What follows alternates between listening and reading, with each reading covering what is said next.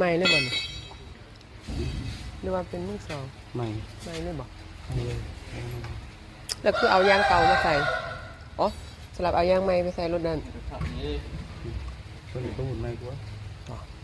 ไม่ต้องหาเงินถ้าเรียบก่อนดิถ้าหนึ่งคายเอาคิวนี่หลังห้องจะแจ้งว่าการที่ไหนโคตรอ่อยแจ้งว่าคืออ่อยคนอ่อยดีเนาะคนมีกระพันหนึ่งกระพันเก่าๆเนี่ยคนแต่ยังสีไปที่จวดดีว่ะ